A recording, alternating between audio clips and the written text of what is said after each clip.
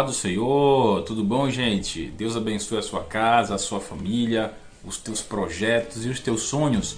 Eu sou o pastor Christian Nunes e eu estou aqui mais uma vez para que a gente hoje possa ministrar a 8ª lição. Que lição maravilhosa! É a Bíblia, a revelação escrita de Deus. Vamos falar hoje um pouco sobre bibliologia, é uma das matérias também de um curso teológico, e hoje a gente vai poder trazer informações que são muito necessárias para quem é apaixonado pela palavra de Deus, aqueles que gostam de detalhes que são muito importantes, sabe, aquele temperozinho que deixa a sua ministração, a sua pregação ainda mais atraente, cativante, ainda mais cheia do Espírito Santo de Deus através da racionalidade da palavra. Então permaneça com a gente vai poder desfrutar da palavra de Deus no que diz respeito a essa lição que vai começar a partir de agora. O textuário está lá em 2 Timóteo, capítulo 3:16, diz assim: toda escritura é inspirada por Deus e útil para o ensino, para a repreensão, para a correção e para a educação na justiça. Observe que a palavra educação ela vem fechando juntamente com justiça. Por quê? Porque é diferente a questão da informação com a educação. E a gente vai poder entender um pouco esses conceitos que vão confrontar um pouco a nossa realidade. Tem nos dias de hoje, até mesmo nos anos que se passaram para chegar até aqui. Qual que é essa diferenciação que chega a confrontar em relação à realidade da informação com a realidade da educação? Você é um professor que mais informa ou você é um professor que educa? Pensa nisso aí. Vamos lá, a verdade prática diz assim: a Bíblia é a palavra eterna de Deus revelada aos homens. A leitura bíblica em classe está lá em 2 Timóteo capítulo 3, do verso 13 até o 17. Por favor, leia, porque ela vai trazer algumas aplicações diretamente no conceito da abordagem que a gente vai ter em cima dessa lição. Tá bom? Vamos lá. O primeiro ponto, a lição diz assim: necessidade da revelação. Gente, é interessante eu entender essa questão da revelação, tá? Muita gente acaba aqui confundindo a realidade e o conceito teológico mesmo de revelação bíblica e uma revelação através de profecia ou dom. A maior revelação de toda a história está na palavra, não está naquilo que sai da boca do profeta, ainda que seja de Deus. Irmão, fique sempre com a palavra. Toda profecia que for declarada por alguém que você não saiba a procedência, que ela vá confrontar com o que está escrito na palavra, com o que está escrito aqui, comece a desconfiar desse profeta, dessa profetisa, seja lá quem for. Se vai confrontar, é uma ordem absurda, é uma informação que não tem nada a ver com os princípios do nosso Deus, isso não é revelação. Eu costumo sempre afirmar, e até mesmo provo biblicamente, que toda revelação ela tem um tripé. Ela vem de algumas formas de aplicação. Ou ela vem através do homem, ou ela vem através de Deus, ou ela vem através do próprio diabo. Então existe um tripé da revelação que, se eu não tiver o discernimento de espírito, e não só de espírito, mas também um discernimento acerca da palavra de Deus, eu vou virar mais um religioso que está 10, 15, 20 anos na igreja, atrás de profetas, atrás de alguém que possa falar alguma coisa para mim, para poder reduzir o tempo, sabe? Encurtar o caminho. Deus nunca vai abençoar pessoas que querem encurtar o caminho. Se Deus te colocou dentro de um processo, cumpra um processo. Deus, ele não negocia com isso. Deus não burla o sistema. Deus não é um Deus político que está fazendo jeitinho brasileiro, não. O que Deus faz é dentro de princípios. Então, se Deus te colocou dentro de um processo, viva o processo para o teu amadurecimento, para que você possa viver as promessas futuramente. Então, toda a revelação que venha confrontar a palavra de Deus, entre esses dois extremos, a revelação de alguém e a palavra de Deus, eu te sugiro ficar com a palavra. Se essa revelação tem ligação direta com o que Deus falou aqui, então é Deus falando contigo. Receba a revelação desse homem de Deus, dessa mulher de Deus. Amém? Não estou aqui pregando e fazendo apologia contra a revelação de profetas e pessoas que têm o dom ou que profetizam, porque existem pessoas que são profetas e existem aqueles que profetizam. Outra hora a gente vai falar um pouco mais sobre isso. Então, o ponto 1 ele vai falar diretamente sobre a questão da revelação. O vocábulo revelação significa que Deus desvenda, ok? As pessoas daquilo que não poderiam saber de nenhuma outra maneira sobre Deus e seus propósitos.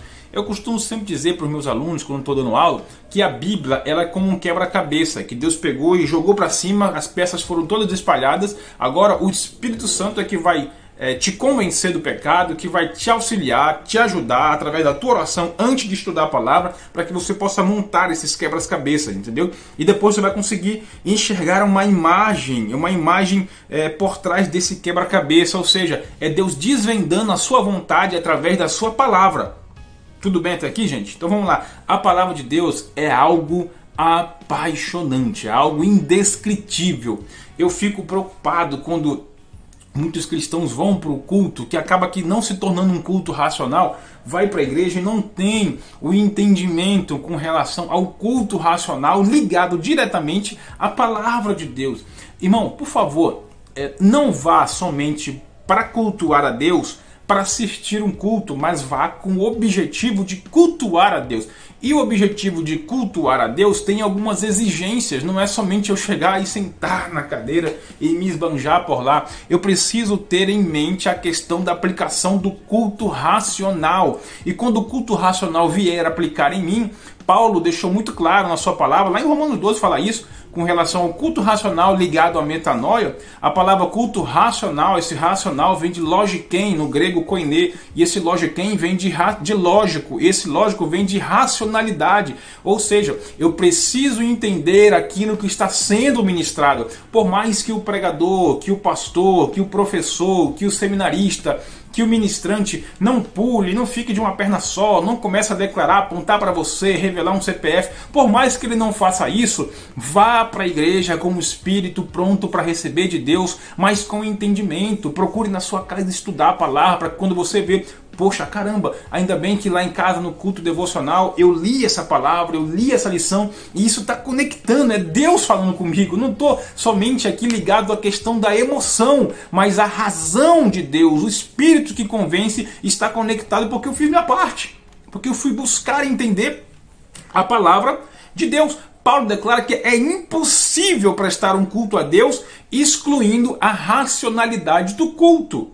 Ou seja, Paulo nos ensina que a metanoia ela é uma transformação e mudança de mente. Está lá em Romanos 12. É uma mudança de mente. Essa mudança de mente ela vem acompanhada com mudança de comportamento. Então todo culto... Olha só que importante isso aqui, mano. Por favor. Todo culto que eu presto a Deus, todo culto que eu vou entregar a Deus, todo culto que eu ofereço a Deus, se eu vou para o culto e saio de lá da mesma maneira, não é culpa do culto, não é culpa do ministro, mas é culpa minha, porque ainda que ele seja um gago no microfone, falando altíssimo, uma palavra pode mudar a tua trajetória. Mas para isso eu tenho que estar aqui, Deus fala comigo, não tenho que estar medindo como se fosse um aferidor de medidas para aquele que vai pregar. Não gosto do pastor A, eu gosto do pastor B, mas do pastor B ele grita muito, eu gosto do pastor C. Não faz isso. Você acaba aqui perdendo seu tempo. Você perde o seu tempo porque você não está cultuando.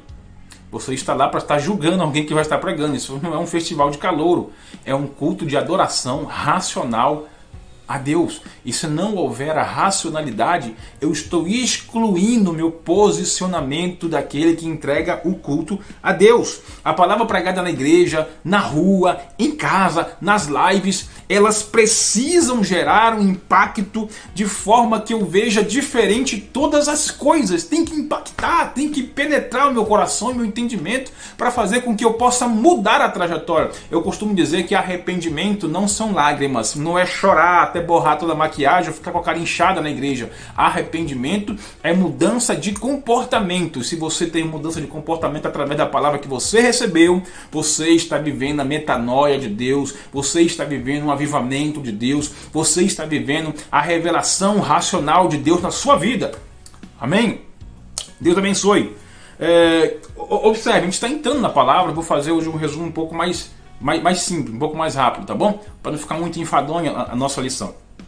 Eu costumo dizer nas turmas de aula que a gente ministra que só existe aprendizado quando há mudança de comportamento, porque senão isso pode ser somente um momento de informação. Eu sou um palestrante que trouxe informação para o meu público, para as pessoas que me ouvem. Mas se aquelas informações já não forem suficientes para gerar no indivíduo uma mudança de comportamento, eu também fui falho. Claro que eu sei que dentre 1000 pessoas, dentro de uma igreja, dentro de um auditório, dentro de qualquer ambiente que tenha muita pessoa, 999 saiu de lá ruim, dormindo, mas uma prestou atenção. Você já atingiu o seu objetivo. O objetivo não é a massa. O objetivo é o indivíduo, é um coração. E se outros corações estiverem abertos, dispostos para receber a palavra de Deus e receber a transformação que é através da metanoia, junto, ligado, conectado com a racionalidade da razão da palavra, esse indivíduo vai ter certamente uma mudança de comportamento em relação à sua vida. Amém?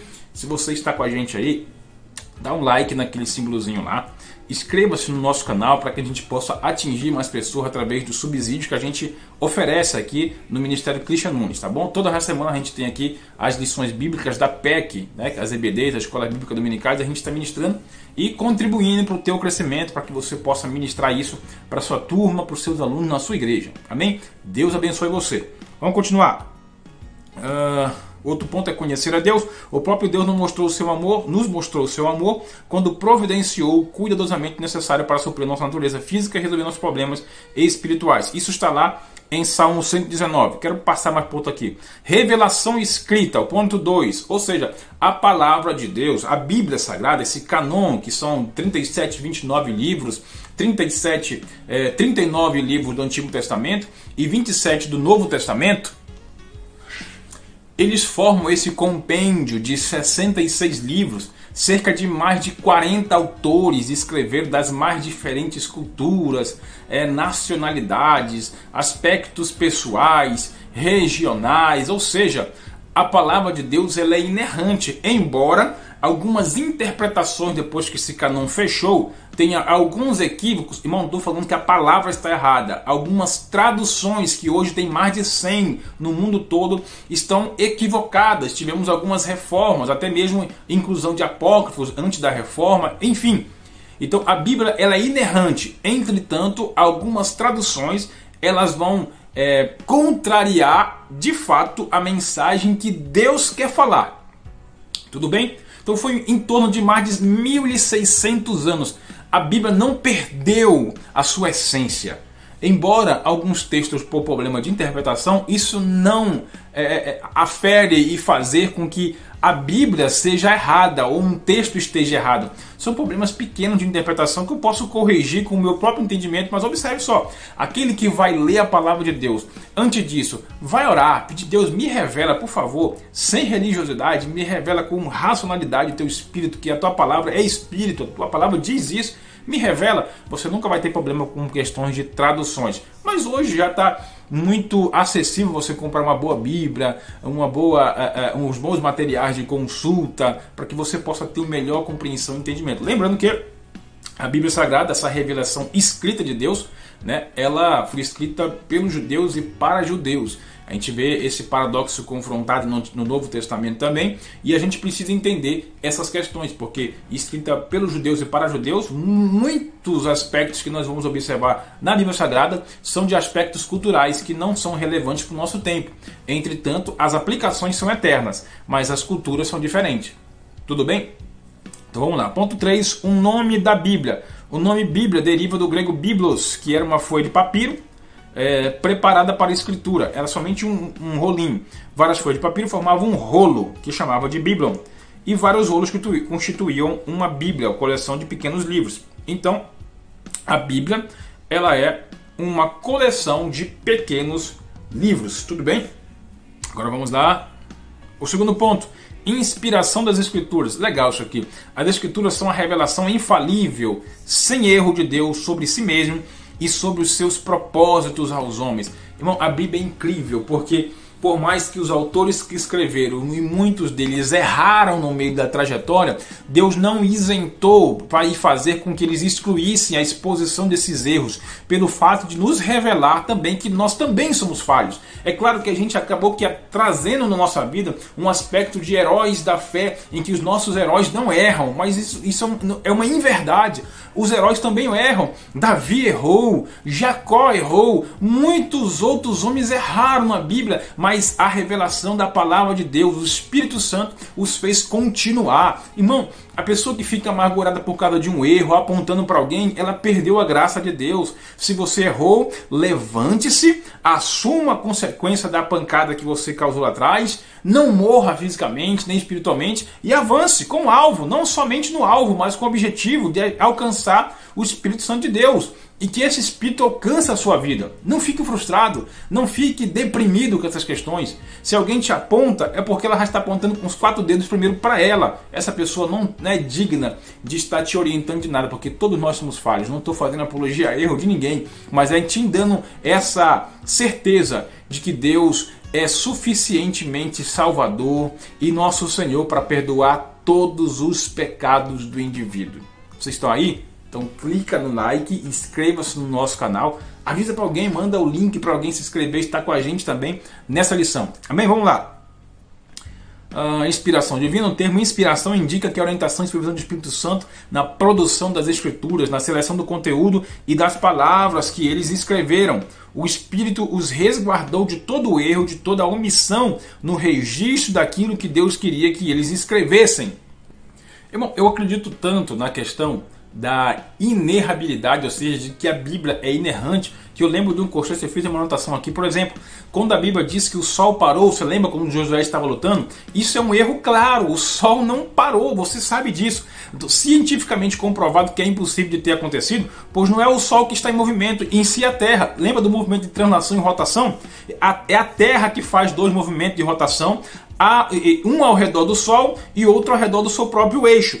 Portanto, se algo parou, sem dúvida foi a Terra. Aí eu te digo, a Bíblia está errada? Claro que não, mas observe que o autor está escrevendo dentro da sua perspectiva, do conhecimento que ele tem previamente no momento, da sua formação intelectual e cultural, e há 3.000 anos atrás, aproximadamente, quando eles viram aquilo. Então não é a Bíblia que está errada. Muitas das vezes é questão de interpretação e eu preciso atentar para essas questões. Irmão, observe. A palavra de Deus, a revelação de Deus, ela é progressiva. O que é isso, pastor? Explica. Ou seja, existia um tempo em que o átomo ele era indivisível. Prótons, elétrons, né? Então, hoje, a gente sabe que isso já é divisível. Prótons, elétrons, enfim. Não é mais somente a indivisibilidade do átomo, hoje é divisível. Então mudou aquela realidade? Claro que não mudou. Acontece que essa ciência e revelação, ela progrediu. Então da mesma forma funciona a Bíblia. A Bíblia não muda, Deus não muda, mas a revelação pode ter certeza que daqui a uns 20 anos, se Jesus não nos arrebatar até lá, muitos textos vão ter mais clareza acerca do assunto. Há alguns 20, 30 anos atrás, assistir televisão era pecado, era a cabine do diabo. Por que hoje não é? Por que os principais ministérios do Brasil e do mundo têm canais, têm rede social? Ou seja, a gente virou cara do diabo? Não, é porque a revelação bíblica, a questão da racionalidade progrediu, e a gente tem que também progredir com isso. Eu não estou falando aqui de um avanço para perder princípio do que diz a palavra de Deus, mas é progredir em graça e conhecimento. Tudo bem? Então vamos lá, vamos continuar aqui com o nosso texto. Ponto 2 é evidências. Muitas são as evidências da inspiração das Escrituras. Jesus reconheceu o Antigo Testamento como palavra de Deus. Ponto B, cumprimento das profecias bíblicas. Predições bíblicas têm se cumprido de maneira exata, o que confirma a sua inspiração divina pelo Espírito Santo. Claro, a Bíblia, ela nos inspira, a Bíblia ela nos faz viver essa metanoia, e quem convence-nos daquilo que está escrito, principalmente da nossa realidade de pecado, é o Espírito. Não é o pregador, é o Espírito. O pregador pode ter uma eloquência muito ruim, muito baixa, fala fanho, mas se o Espírito estiver na vida daquele camarada, certamente que pessoas que vão ouvi-lo serão impactadas pela presença do Espírito Santo de Deus que está dentro dessas palavras, dentro dessas linhas, dentro dessas letras, porque cada letra aqui ela tem um símbolo com o objetivo de atingir um coração, um indivíduo que é você. Tudo bem? Vamos seguir. A unidade da Bíblia ela exibe uma maravilhosa unidade quanto aos seus temas, livros, embora escritos por autores diferentes, em tempos de geografia diferentes. Já falei isso aqui. Ponto 3. A revelação completa. A Bíblia é a revelação escrita e completa de Deus. Isso significa que não devemos acrescentar ou tirar coisas algumas dela. Tá certo, pastor? Claro que tá. Na Bíblia você não acrescenta nada, mas um livro extra Bíblia você tem, irmão, toda a liberdade de fazer. Eu particularmente tenho 2 livros, fechando o 3º. Estou incluindo isso na Bíblia? Não, mas a Bíblia me inspirou a escrever outros livros que são acerca dessa palavra, que é matriz, que é centro, que é referência para mim poder ter inspiração de escrever outros. Tudo bem? Você entendeu? O pastor pode escrever um livro acerca do livro de Mateus, de Marcos, pode escrever o que você quiser, até da sua vida transformada por Deus através da metanoia. Escreva, testemunhe isso para que outras pessoas possam também entender o Deus que mudou a sua vida. Isso não é mudar a história da Bíblia, isso é mudar a questão intelectual que temos com relação à metanoia, que é mudar o nosso comportamento, a nossa mente, a nossa visão de mundo muda, essa cosmovisão muda quando a gente consegue entender aquilo que Deus quer nos revelar através da sua palavra. Amém? Vamos continuar aqui. O Antigo Testamento, o canônico do Antigo Testamento, constituído por 39 livros, foi formado num período de 1000 anos. Iniciou-se com Moisés em forma escrita por volta de 1450 anos antes de Cristo. Depois passando por diversos escritores como Davi, Salomão, Isaías, Jeremias, e terminou nos fins do século em 5 a.C. com Malaquias. Então a gente pega uma questão do período do silêncio, né, um extra-bíblico, interbíblico, e a gente observa que Deus ali ele se cala entre Malaquias e Mateus. Deus se cala, mas não parou de trabalhar. Deus já estava preparando o ambiente para lá em Mateus ser recebido o seu mistério oculto, escondido, o anjo do Senhor com letra maiúscula que estava no Antigo Testamento agindo e atuando para ser revelado entre os homens agora no ventre de Maria. Amém? O canon das Escrituras, ok? Já observamos isso aqui. Agora aqui o terceiro ponto, o Novo Testamento. O canon do Novo Testamento é constituído por 27 livros escritos num período de 100 anos.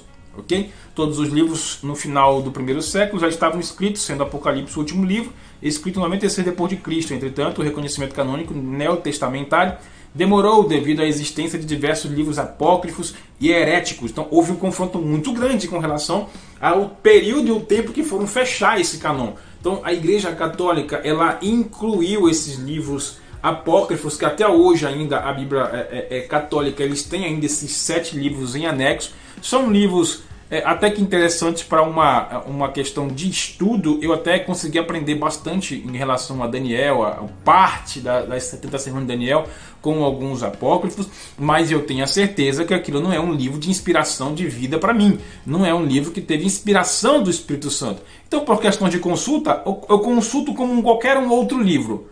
Tudo bem? Você pode fazer isso também. Se você achar conveniente, faça. Senão, você não vai estar pecando em nada. São livros normais, não foram inspirados, diferentes de outros livros heréticos. Os heréticos, eles confrontam a realidade. E os livros heréticos, eles ficam dentro de um consenso católico e protestante da época. Então quando a pessoa diz assim, o pastor fulano ele é um herege, a pessoa não tem noção do que significa a questão de heresia. Para que eu possa ser considerado um herege, eu tenho que passar por dentro de um consenso da Igreja Católica, que confronta todos os escritos, observa onde foi que eu errei, para que possa me julgar dentro de um consenso quase que político eclesiástico e definir se eu sou herege ou não. Eu posso estar simplesmente pregando errado, sendo mentiroso, enfim, mas herege não. Então as pessoas às vezes têm uma má interpretação com relação a esses conceitos que são necessários observar com mais cautela. Vai no Google, naquele Wikipedia, tá lá, e vai revelar para você de fato o que significa a questão do herege, ok? Ao herege somente o silêncio, não confronte.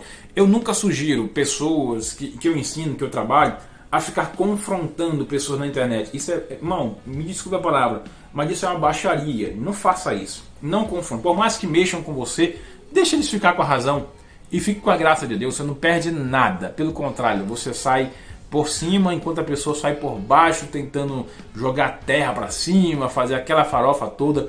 Fique em paz. Não confronte. Não estude para confrontar pessoas. Estude para mudar a mentalidade de pessoas e tenha essa noção de que não é você que vai mudar nada.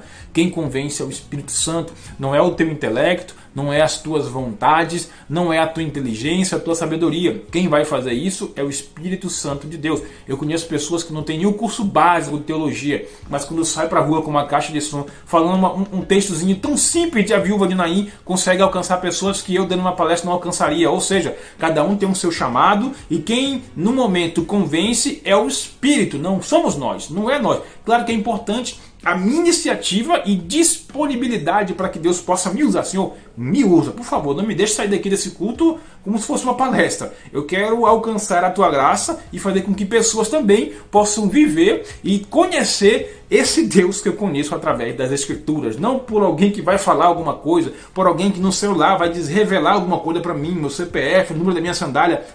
Por favor, para de graça. Me perdoe por estar dando essa expressão, mas nos tempos em que estamos vivendo com o avanço da informação, acabamos que perdendo a noção da educação. A informação é aquilo que eu consigo obter dentro de uma palestra, dentro de uma aula, mas a educação, ela é discipuladora. A educação é discipuladora. Você pode receber informação no teu curso de teologia, na tua faculdade, você recebe informações, mas você vai ser uma pessoa educada através do discipulado. Alguém te mentoria? Você tem um pastor, um professor de escola bíblica que te mentoria? Você paga um curso online e fala com ele no WhatsApp, no Telegram, em qualquer rede social, um telefone pessoal que ele possa te mentorear? Meu filho, faça isso, assim, assado, vá por esse caminho. É interessante que todo homem tenha uma cobertura sobre a vida dele. Alguém precisa, nós temos essa necessidade de que alguém possa vir nos conduzir, nos direcionar. Deus levanta pessoas para poder abençoar pessoas. Deus não vai mandar anjo para vir me discipular, me orientar, me ensinar. Deus envia pessoas. Eu louvo a Deus por ter um pastor que é teólogo, que é um homem muito sábio, entendido da palavra de Deus, que sempre me dá uma palavra de direção. Ele consegue tirar coisas que parece que eu não consigo enxergar na palavra. Ele vai lá e tira e me abençoa. Não só eu, mas todas as outras ovelhas que estão debaixo da sua cobertura. Então faça isso. Não faça por si só. Procure sempre alguém que possa te abençoar, uma autoridade. Pastor, mas meu pastor não é de Bíblia. Tudo bem. Procure uma pessoa, um professor, alguém que você reconheça como uma autoridade sobre a sua vida, para que ele possa te dar direção, te orientar e te abençoar através do ensino e das Escrituras. Tudo bem? E detalhe, não exija isso de graça. Ah, dá de graça, receber de graça. Irmão, isso não tem nada a ver com questão de investimento.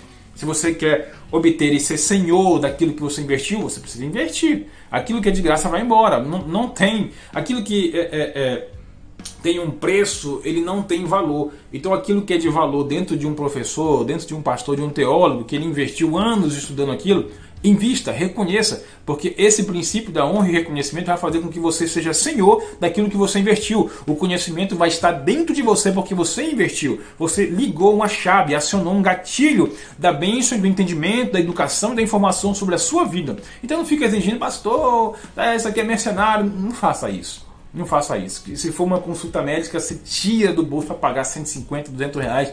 Mas quando é um pastor ou um teólogo, um estudante de anos que vai te orientar com algo que vai mudar a vida de pessoas, você quer de graça. Isso é até falta de respeito e desonra. Então não faça isso. Existem, claro, pessoas que se disponibilizam em fazer isso de graça. Eu faço isso de graça muitas das vezes. Claro que existem materiais e fundamentos que a gente precisa de certo investimento para poder gerar e investir em apostila, certificado, tempo de duração que a gente acaba aqui extraindo da família, dos amigos, para poder estar investindo esse tempo na vida de outras pessoas, e isso requer e deseja um investimento da pessoa. Vocês estão aí? Tudo bem, irmãos? A aplicação pessoal diz assim, ó, a Bíblia é a palavra de Deus, contém toda a revelação necessária ao conhecimento de Deus, por isso com toda diligência leia a Bíblia e medite nela para ser sábio. Creia nela para desenvolver sua salvação, Ame-a para manter viva a esperança, pratique para ser santo e agradar a Deus. Irmão, leia a palavra. Não vá só para a igreja, para abrir o aplicativo e ficar com a Bíblia que já está cheirando já aquele desodorante de axila o tempo todo. Leia a palavra. Eu fico preocupado quando eu pego a Bíblia de alguém que ela não tem uma anotação, não tem nadinha. Pega a sua Bíblia e risque ela, faça anotações, faça alguma coisa, irmão. Para que Deus possa revelar para você, avise uma só palavra. Olha o que o centurião falou: Senhor, não vai na minha casa não, se o Senhor liberar uma palavra. A palavra, na tradução grega, é o Logos. O Logos é Jesus. O Logos, ele tem que estar ligado à questão da racionalidade. Então, uma palavra racional, bíblica, na sua vida, pode mudar a sua história. Você não tem noção. Uma palavra mudou a vida da viúva. Uma palavra mudou a vida do centurião. Uma palavra pode mudar a tua história. Uma só palavra. Creia em nome de Jesus e Deus vai fazer bênção sem medida na sua vida. Um forte abraço. Deus abençoe a todos. Inscreva-se no nosso canal. Dá uma curtida nesse likezinho aí. Dá um likezinho naquele símbolozinho de joinha. Inscreva-se, compartilhe, divulgue para as pessoas. Pessoal, tem um canal legal aqui de EBD. Comente se você achar inconveniente, interessante. Nós estaremos aqui fazendo o possível para contribuir para o teu crescimento. Deus abençoe, um forte abraço. Em nome de Jesus, você nasceu para vencer, para dar certo e para a glória de Deus. Deus abençoe.